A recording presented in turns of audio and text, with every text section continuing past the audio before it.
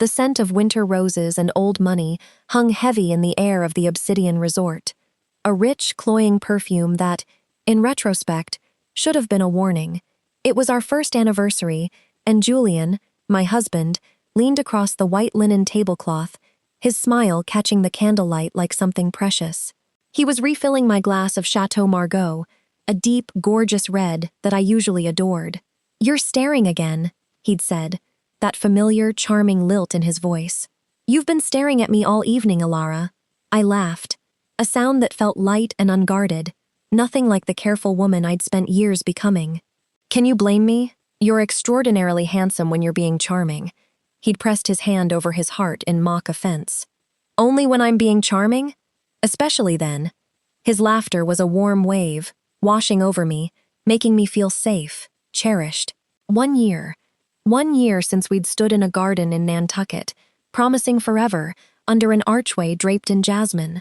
1 year of waking beside him, of building a life for two. The obsidian glittered around us, Newport in December, beautiful enough to make you forget the rest of the world. A jazz quartet played something slow and golden. Julian had arranged everything. He always arranged everything perfectly. The soft glow of the chandeliers, each crystal catching and refracting the light into 1,000 tiny rainbows, cast a romantic haze over the room. The clinking of silverware against porcelain, the low murmur of conversations, the distant crash of waves against the shore, it all blended into a symphony of opulent tranquility.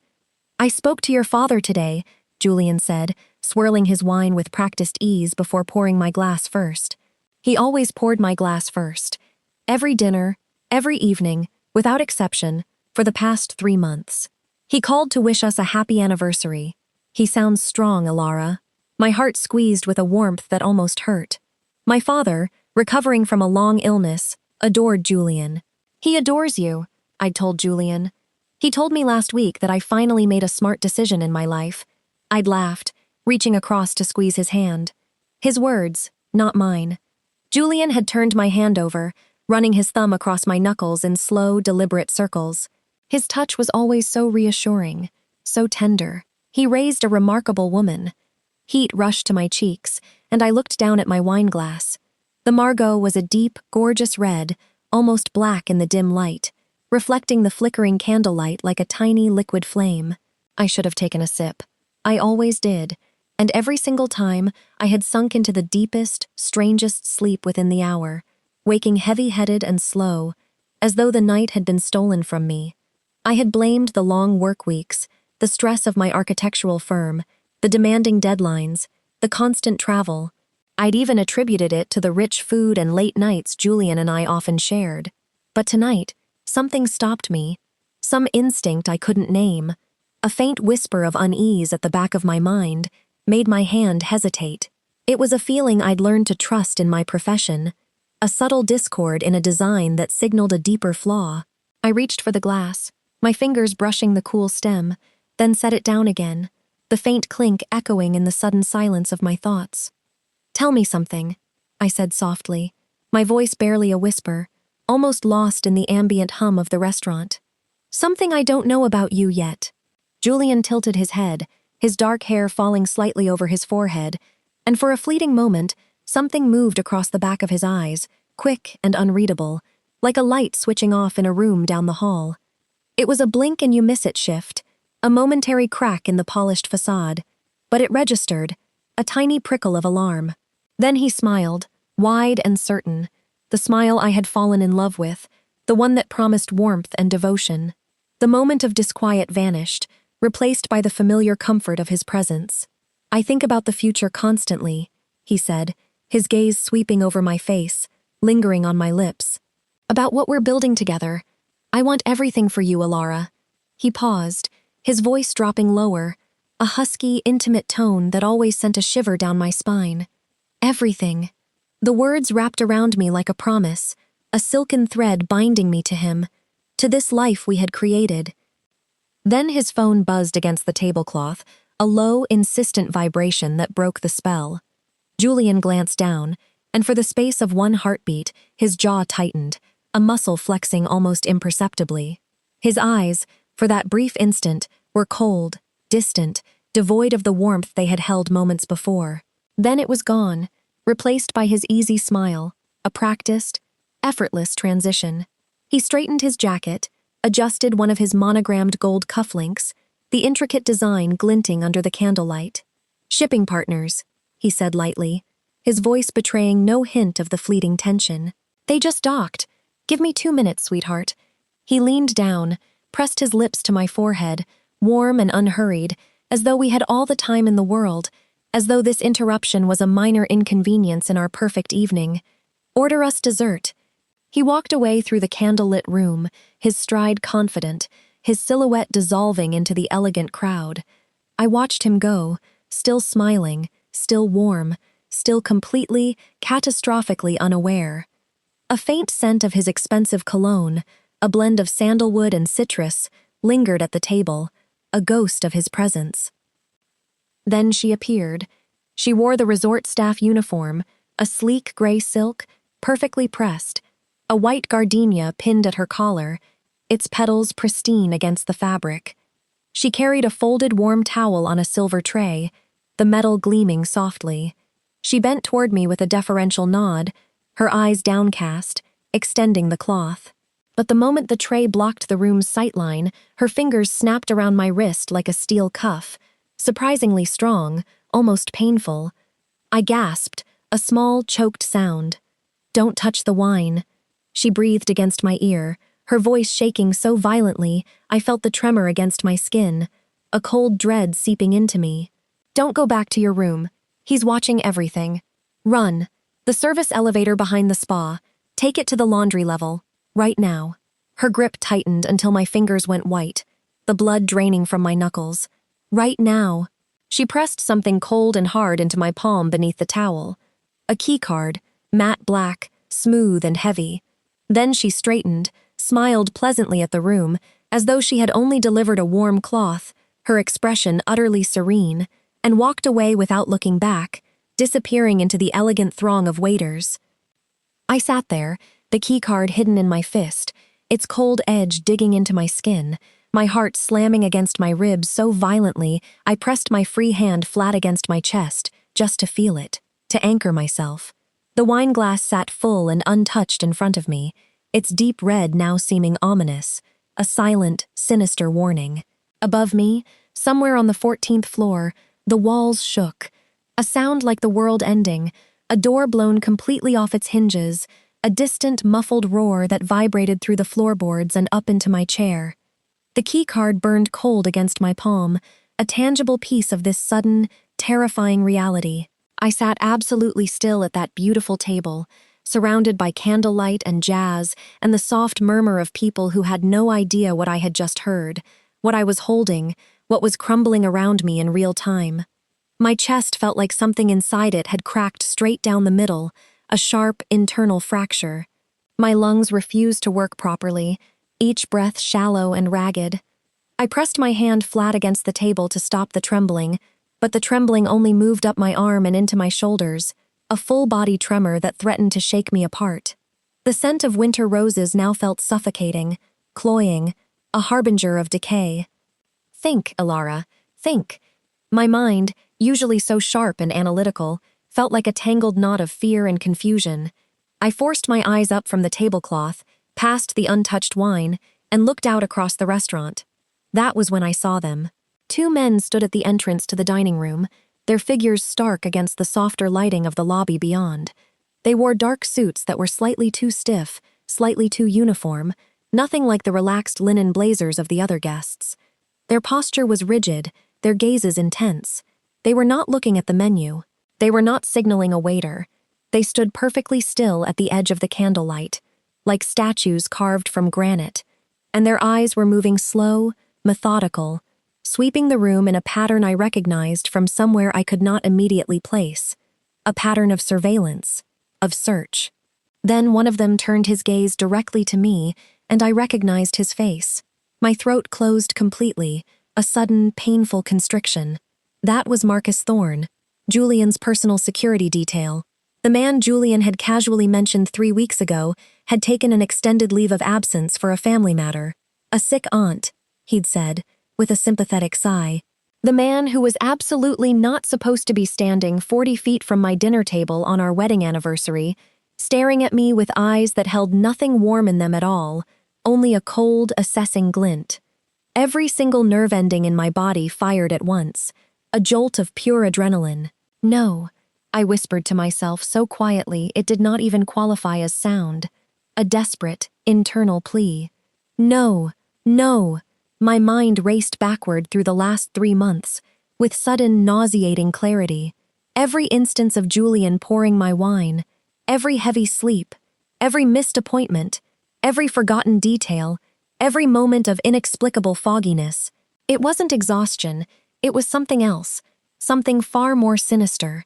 The woman, the waitress, Lena, she had saved me. But from what? And why? The pieces of the puzzle, once scattered and meaningless, were now snapping together with horrifying precision, forming a picture I couldn't bear to look at. The perfect life, the perfect husband, the perfect anniversary, all of it was a meticulously constructed lie. I stood up, pushing my chair back with a soft scrape that seemed deafening in the suddenly silent world inside my head, a sound that felt like a gunshot. Thorne's eyes narrowed, a flicker of something predatory, a hunter spotting its prey. He took a step forward, a subtle shift in his posture that spoke of imminent action. I turned and walked, not toward the exit, not toward Julian's last known location, but toward the back of the restaurant, toward the kitchen entrance, just as the waitress had indicated. My heart was a drum solo against my ribs, a frantic, desperate rhythm, but my legs moved, one foot in front of the other, a desperate, silent prayer for speed, for invisibility. The air grew thicker, heavier with each step, as if the very atmosphere was resisting my escape. I could feel Thorne's gaze on my back, a burning sensation between my shoulder blades, urging me to move faster, to disappear. I pushed through the swinging doors into the chaotic symphony of a high-end kitchen. Heat, steam, the clatter of pans, the shouts of chefs, the sizzle of oil, the sharp scent of garlic and roasting meats. It was a maelstrom of activity, a perfect cover.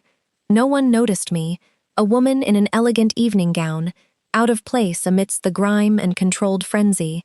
I moved past stainless steel counters, past towering stacks of plates, past steaming vats and roaring ovens, until I found a discreet door marked "Staff Only," almost hidden behind a rack of gleaming copper pots. I slipped through, finding myself in a narrow, utilitarian corridor. The air was colder here, smelling of bleach and industrial cleaners, a stark contrast to the perfumed elegance of the dining room. At the end of the corridor, a service elevator, its doors a dull, institutional gray, scarred with scuffs and scratches. I pressed the call button, the black keycard still clutched in my hand, its coldness a constant reminder of the danger. The doors opened with a soft hum, a mechanical sigh. Inside, it was empty, a small, sterile box. I stepped in, my fingers fumbling for the buttons, my breath catching in my throat. Laundry level. The waitress had said laundry level. I pressed L, my finger trembling slightly. The doors closed, sealing me inside, and the elevator began its descent, a slow, deliberate drop that felt like an eternity. As it moved, a wave of nausea washed over me, a sickening lurch in my stomach. I pressed my forehead against the cool metal wall, trying to steady myself, trying to make sense of the swirling chaos in my mind. What was happening? Who was Julian? The man I had married, the man I had loved, was a phantom, a carefully constructed illusion. The elevator stopped with a jolt, the doors sliding open to reveal a brightly lit, cavernous space filled with the rhythmic thrum of washing machines and dryers, a low, mechanical roar. The air was thick with the sweet, clean scent of fabric softener and warm linen. A woman, her back to me, was folding a stack of pristine white towels, her movements efficient and practiced. She turned at the sound of the elevator, and I recognized her immediately. It was Lena, the waitress. Her eyes, usually warm and friendly, were now sharp, alert, scanning the space with an intensity that belied her calm demeanor. "You came," she said, her voice low, urgent, cutting through the din of the machines. "Good. Follow me. Quickly." She led me through a maze of laundry carts overflowing with linens, past towering industrial equipment, her movements swift and purposeful, never once looking back to see if I was following. We reached a small, unmarked door at the very back of the room, almost hidden behind a mountain of freshly laundered sheets. She opened it, revealing a cramped, dusty stairwell, the air stale and heavy. "Go down 2 flights. There's a delivery entrance. A car will be waiting. Tell them Nightingale." "Who are you?" I whispered, my voice raw, barely audible above the hum of the machines. "And what is going on?" My mind was a whirlwind of questions, each more terrifying than the last. She looked at me, her expression a mix of fear and grim determination, her eyes holding a depth of knowledge that chilled me to the bone. "My name is Lena, and your husband, he's not who you think he is. Your family, Alara, your family is in danger, and so are you." She pressed a small, folded piece of paper into my hand, her fingers brushing mine, a fleeting, reassuring contact. "This is a number. Call it when you're safe. Don't trust anyone else." Before I could ask another question, before I could process the enormity of her words, she gently pushed me into the stairwell and closed the door, plunging me into a sudden, suffocating darkness, broken only by the faint light filtering from the laundry room. I stumbled down the steps, the paper clutched in my hand, my mind reeling. My family? Danger? Julian? None of it made sense. He was the perfect husband, the loving son-in-law. How could any of this be true? The cold, hard reality of the keycard in my other hand, the memory of Thorne's predatory gaze, the shaking in Lena's voice, they were all undeniable. I found the delivery entrance, a heavy metal door that opened onto a dimly lit alleyway, smelling of exhaust fumes and damp concrete. A black sedan was parked at the curb, its engine idling, a low rumble in the quiet night. The driver, a woman with sharp, intelligent eyes, rolled down the window, her face illuminated by the faint glow of the dashboard. "Nightingale?" she asked, her voice calm and steady, a stark contrast to my own racing pulse. I nodded, my voice failing me, a choked sound escaping my throat. "Get in," she said, her gaze sweeping the alleyway before settling on me. A car sped away into the Newport night, leaving the glittering obsidian resort behind, its opulent facade now seeming like a cruel joke. I looked back, seeing the 14th floor, the floor where our suite was, where I had almost... I shivered, a deep, bone-rattling tremor. The woman, the driver, introduced herself as Agent Thorne, no relation to Julian's security. "We've been watching Julian Sterling for months," she explained, her voice calm and professional, cutting through the fog of my confusion. "He's part of a network involved in art forgery, money laundering, and, more recently, something far more sinister. They target wealthy families, gain their trust, and then systematically drain their assets." "But, my father," I stammered, the words catching in my throat. "He's been ill. Julian has been so supportive, so kind." I remembered Julian sitting by my father's bedside, reading to him, bringing him his favorite foods, always a comforting presence. It had all been a performance. "That's part of the plan, Alara," Agent Thorne said, her eyes meeting mine in the rearview mirror, a look of grim understanding. "He preys on vulnerability. Your father's illness made your family a prime target. The wine you've been drinking, it's a slow-acting sedative, designed to keep you disoriented, compliant, to make you doubt your own memories, your own instincts, to slowly erode your will." The truth hit me like a physical blow, a punch to the gut that left me breathless. The heavy sleeps, the fogginess, the feeling of lost time, the inexplicable fatigue. It wasn't exhaustion, it was poison. Julian, the man I loved, the man I had married, had been systematically drugging me, not to kill me, not yet, but to control me, to manipulate me, to make me a pawn in his elaborate scheme, a puppet dancing to his tune. The betrayal was a physical ache, a searing pain in my chest. "Your grandfather's art collection," Agent Thorne continued, her voice unwavering. "The one you're in charge of authenticating. That's the real prize, isn't it? He was planning to replace your family's priceless collection with forgeries, then discover the originals had been stolen, and collect the insurance payout. A classic bait and switch, but on a grand scale. My grandfather, a renowned art historian, had built his collection over decades, each piece authenticated with a meticulous, almost obsessive attention to detail. He had taught me to see beyond the canvas, to understand the history, the brushstrokes, the very soul of the art. I had inherited his passion, his eye, his unwavering dedication to authenticity. Julian knew this. He had often praised my expertise, my dedication, my discerning eye. He had spent hours listening to me talk about the collection, asking probing questions, feigning genuine interest. It was all a lie, a calculated, cruel deception designed to exploit my deepest passions. "Lena, the waitress," I said, remembering her shaking voice, her desperate plea, her firm grip on my wrist. "She saved me." "Lena is an undercover agent," Thorne confirmed. "She's been inside for weeks, gathering intelligence. Tonight was the night they planned to make their move. Your anniversary dinner was a distraction. While you were incapacitated, they would have swapped out the first batch of paintings.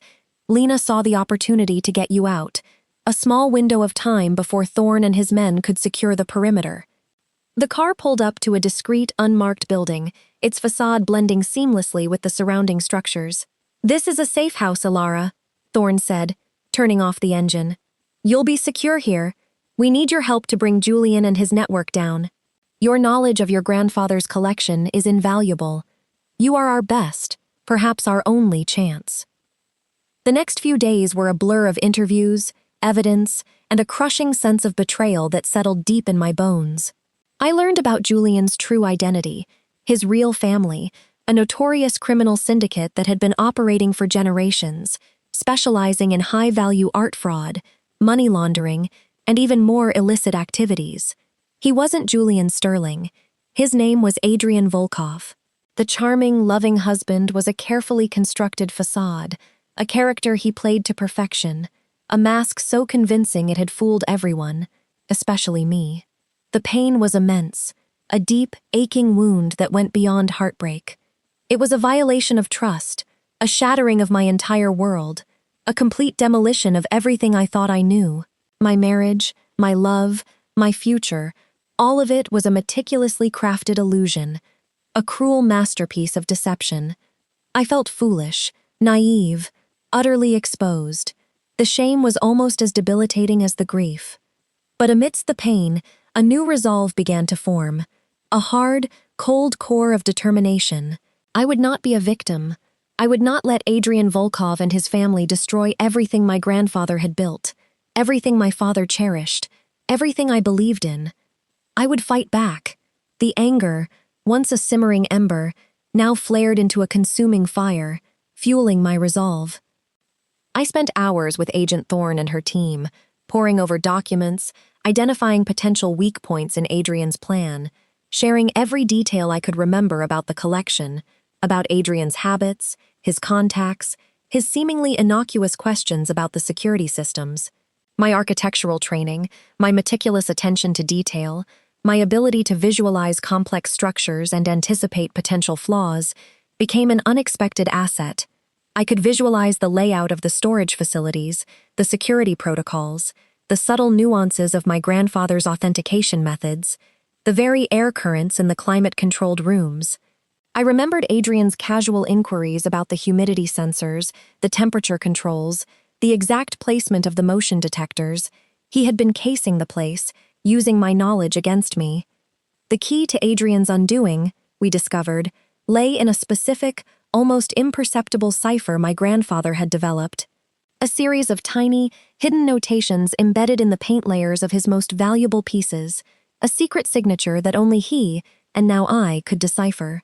It was his ultimate safeguard against forgery, a final, brilliant act of protection for his legacy, a silent scream against the very kind of deception Adrian embodied. Adrian, for all his cunning, had overlooked it. He had focused on replicating the surface, not the soul, of the art.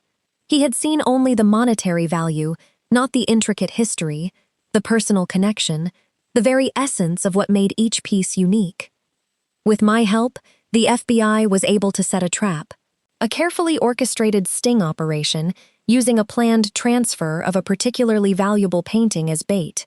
I had to play a role, to pretend to be the grieving, confused wife, still under the influence of the sedatives, still vulnerable, still reeling from the shock. It was agonizing, forcing myself to interact with Adrian's associates, to feign ignorance, to endure their patronizing sympathy, their thinly veiled contempt. Each forced smile, each carefully rehearsed line, felt like a betrayal of my own spirit. But I did it. For my family, for Lena, for myself, for every artist whose work had been desecrated by these criminals. The night of the sting was tense, the air thick with unspoken anticipation.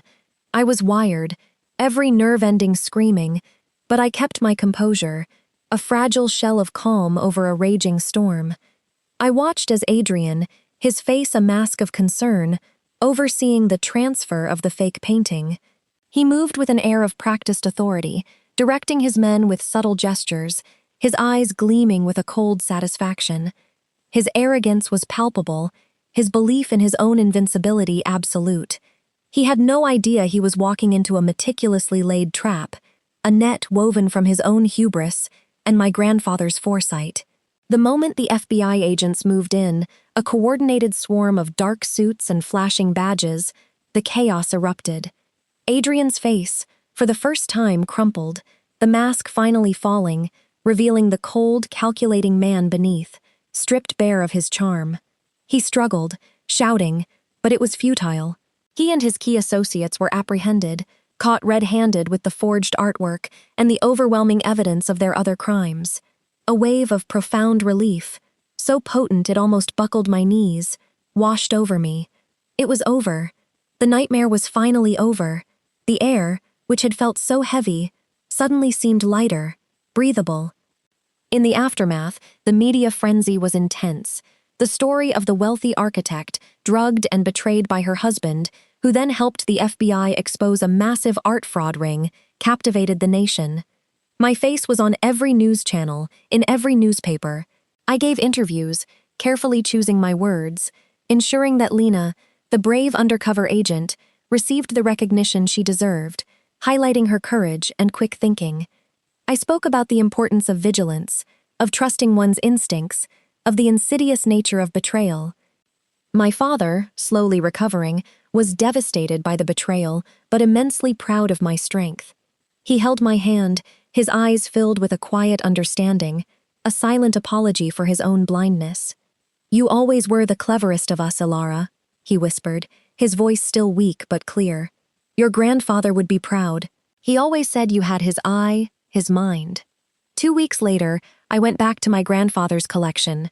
I went alone to the storage facility in Connecticut, where 43 post-war European works lived in climate-controlled rooms, each one authenticated by my grandfather, and then eventually by me. The air was cool, dry, and still, carrying the faint scent of canvas and aged wood. I walked through them slowly, looking at each one with the particular attention I had been trained to give, my eyes tracing every brushstroke, every signature, every subtle nuance. And in the 7th room, in the lower right corner of a modest landscape by a minor Dutch painter that everyone had always overlooked, a piece considered charming but unremarkable, I found it, embedded in the paint layer itself. A sequence of notations in a cipher I recognized immediately because I had been reading its variations my entire professional life. My grandfather had built his authentication algorithm from these bones, from these hidden marks. I sat down on the floor of that climate-controlled room, the cool concrete seeping through my clothes, and decoded it by hand on a legal pad, my fingers moving with a familiar, almost automatic precision. And when I was finished, I looked at what I had written for a long time, the words stark and clear on the page. It was a message, a final testament from my grandfather, hidden for decades. A warning, a prophecy, and a secret. He had known, somehow, that his collection would one day be targeted. He had embedded not just authentication codes, but a map, a trail of breadcrumbs leading to a hidden vault, containing not more art, but documents. Documents that detailed the true history of the Volkov family, their centuries-long involvement in illicit art trade, their network of corrupt officials and shadowy buyers, their methods, their aliases, their entire criminal enterprise. It was a legacy of crime, meticulously documented by my grandfather, who had spent his life not just authenticating art, but exposing its dark underbelly, a silent warrior against deception. I called Agent Thorne, my voice steady, filled with a new kind of power. Then I called my mother, her relief palpable even through the phone line. Then I drove to the hospital in Hartford, the city lights blurring past me, a sense of purpose guiding my way. I walked into my father's room, the sterile scent of antiseptic a stark contrast to the rich perfume of the obsidian, and sat beside his bed and held his hand, his skin warm and fragile. He opened his eyes and looked at me, a slow smile spreading across his face. "There she is," he said, in the voice of a man who had never once in my entire life stopped believing I would figure it out, who had always seen the strength beneath my quiet exterior. I squeezed his hand and said softly, so only he could hear it, a promise whispered into the quiet hospital room. "Here I am, Dad. Here I am." Sitting by my father's hospital bed, watching the gentle rise and fall of his chest, I realized that truth is often more brutal than any forged painting. I once believed in a perfect love, a flawless masterpiece, only to nearly vanish in a calculated scheme of family betrayal, a dark canvas painted with lies. If God gave us instincts, it was so we could protect ourselves before it's too late, before the brushstrokes of deceit become too thick to see through. Don't be like me. Don't let innocence and blind trust cloud your judgment, because sometimes the person pouring your wine is the one counting down your final days, the one meticulously planning your undoing. The price of family betrayal is always steep, leaving scars that run deep. But the cost of awakening is even higher, demanding a complete reconstruction of your world. My view is simple. Money can be recovered, and a reputation can be rebuilt, brick by painful brick. But trust, once shattered, is nothing more than jagged shards of glass, impossible to reassemble without cutting yourself. I chose the path of justice, not out of pure hatred, though a righteous anger certainly fueled me, but to reclaim what was stolen, not just from my family, but from every family the Volkovs had targeted, from every artist whose legacy they had defiled. A true reckoning isn't just about putting a villain behind bars. It's about seizing back control of your own life, about ensuring that the truth, however painful, sees the light of day, shining a beacon for others. The agony of this betrayal taught me that the ultimate protection doesn't lie in algorithms, however clever, but in vigilance, in the unwavering strength of your own spirit. Always keep an escape route for yourself, a hidden door, a secret cipher, because in this battle, the only one who truly wins is the one who survives, who rebuilds, who refuses to be silenced. This story is a work of fiction. Any resemblance to real people, events, or places is purely coincidental.